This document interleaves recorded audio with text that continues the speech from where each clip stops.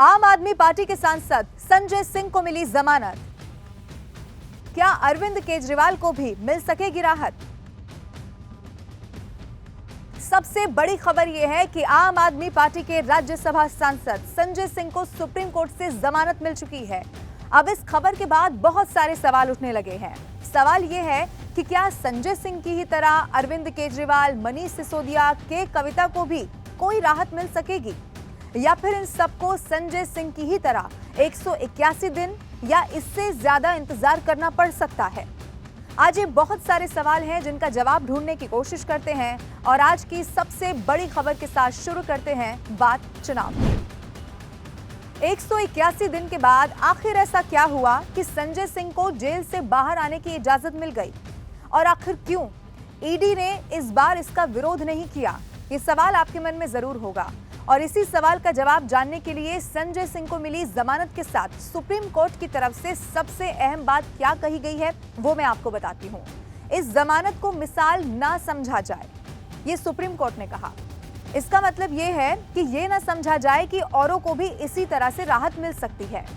Lunch के पहले और लंच के बाद दो कार्रवाई पूरी हुई। पहले लंच के पहले कोर्ट ने ये कहा कि भाई जैसा आर्गुमेंट चला है उस आधार पे संजय सिंह के खिलाफ कोई सबूत नहीं है, आप इस पे जो है इंस्ट्रक्शंस लेकर आइए और हमें बताइए कि आप क्या करना चाहते हैं, क्योंकि अगर हमने ऑर्डर में लिखा दिया कि इनके खिलाफ कोई केस नहीं बनता है तो आपके लिए ये नुकसानदेह हो सकता है। ईडी ने कहा कि जी हमें कोई ऑब्जेक्शन नहीं है और इनको बेल दे दी जाए, तो संजय सिंह को बेल दे दी गई है। संजय सिंह को माननीय सुप्रीम कोर्ट ने जमानत जो है दे दी है। सर, कोई कंडीशन भी लगाया गया है? कोई कंडीशन नहीं है।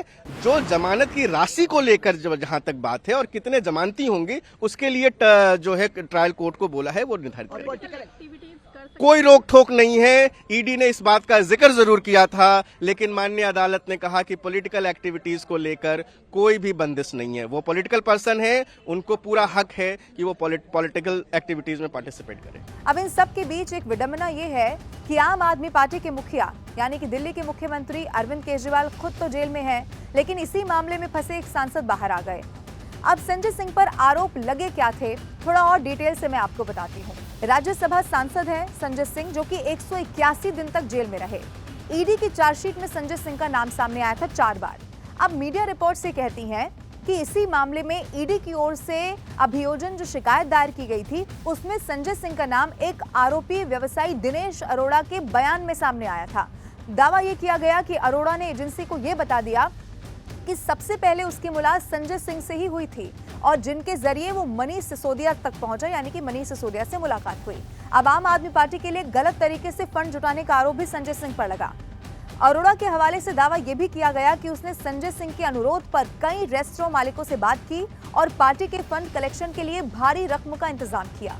अब आपको ये भी बता दूं कि अभी ताजा जेल में गए केजरीवाल की उम्मीदें इस खबर के बाद तो बढ़ चुकी हैं और बाकी नेताओं की भी। केजरीवाल अब देखिए पहले से जेल में है, लेकिन जब पूछताछ हो रही है, जब वो बोल रहे हैं तब बहुत सारे राज खोल रहे हैं। एक सियासी भूचाल और आया जब अरविंद केजरीवाल ने, ईडी के सूत्रों ने दावा ये किया कि अरविंद केजरीवाल ने कहा कि विजय नायर जो है वो आतिशी और सौरभ को रिपोर्ट करते थे। फिर क्या था, जैसे ही ये खबर सामने आई उसके बाद आतिशी ने बहुत गंभीर आरोप लगाए भारतीय जनता पार्टी पर, इसे साजिश करार दिया। ये तक कह दिया कि अब उनके यानी कि खुद के आतिशी के साथ 4 और नेता हैं जिन्हें गिरफ्तार करने की कोशिश की जा रही है, तैयारी की जा रही है, जिसमें राघव चड्ढा भी शामिल है। आतिशी ने क्या कहा पहले वो सुनिए। भारतीय जनता पार्टी ने मेरे एक बहुत व्यक्तिगत करीबी व्यक्ति के माध्यम से मुझे भारतीय जनता पार्टी ज्वाइन करने के लिए अप्रोच किया। मुझे ये कहा गया कि या तो मैं भारतीय जनता पार्टी ज्वाइन कर लूं, अपना पॉलिटिकल करियर बचा लूं, अपना पॉलिटिकल करियर बढ़ा लूं, और अगर भारतीय जनता पार्टी नहीं ज्वाइन करी तो आने वाले 1 महीने में ईडी द्वारा मुझे गिरफ्तार कर लिया जाएगा। ये एक मेरे बहुत करीबी व्यक्ति के माध्यम से मुझे बताया गया।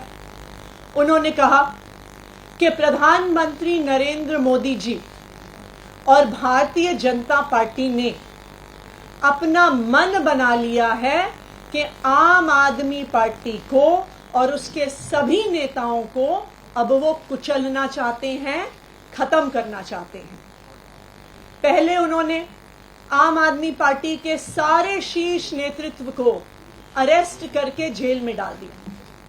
पहले सत्येंद्र जैन जी की गिरफ्तारी हुई, फिर मनीष सिसोदिया जी की गिरफ्तारी हुई, फिर संजय सिंह जी की गिरफ्तारी हुई और अब दिल्ली के मुख्यमंत्री अरविंद केजरीवाल जी को भी गिरफ्तार कर लिया गया है।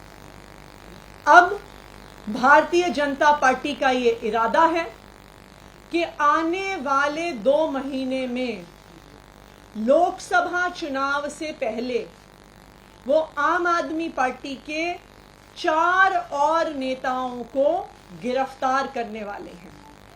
वो मुझे गिरफ्तार करेंगे, वो सौरभ भारद्वाज को गिरफ्तार करेंगे, वो दुर्गेश पाठक को गिरफ्तार करेंगे और वो राघव चड्ढा को गिरफ्तार करेंगे। भारतीय जनता पार्टी ने ये उम्मीद करी थी कि अरविंद केजरीवाल जी की गिरफ्तारी के बाद आम आदमी पार्टी बिखर जाएगी, आम आदमी पार्टी टूट जाएगी, आम आदमी पार्टी का मोरल डाउन हो जाएगा। अब आतिशी के इस बयान के बाद राजनीतिक विश्लेषकों का मानना यह भी है कि अगर सच में ऐसा हो गया जैसा आतिशी कह रही हैं, या फिर कोई ऐसी स्थिति जिसमें अरविंद केजरीवाल को सच में जो मुख्यमंत्री पद की जिम्मेदारी है वो किसी और को सौंपनी पड़ गई, तो फिर बाहर आखिर बचेगा कौन?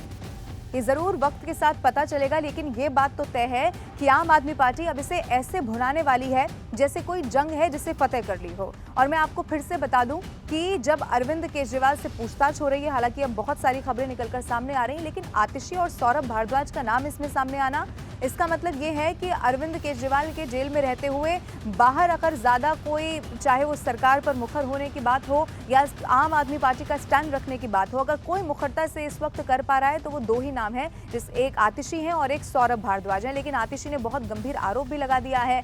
अब दूसरी तरफ आप ये भी देख लीजिए कि राजनीतिक जो प्रतिक्रियाएं हैं इसको लेकर वो ऐसे आने लगी हैं कि देखिए संजय सिंह तो निर्दोष थे, इसीलिए संजय सिंह को आखिरकार सुप्रीम कोर्ट को जमानत देनी पड़ी है, और ये वही विपक्ष है जो रह रहकर जांच एजेंसियों पर आरोप लगाते रहे हैं और सीधे सीधे बीजेपी पर निशाना साधते रहे हैं। लेकिन ये ऐसे वक्त में सब कुछ होना जब लोकसभा चुनाव इतने करीब है, और इसका चुनाव पर क्या असर होता है ये जरूर वक्त बताएगा, और इसके लिए देखना होगा कि आने वाले समय में चुनावी नतीजों में भी क्या इसका कोई असर हो पाता है क्या।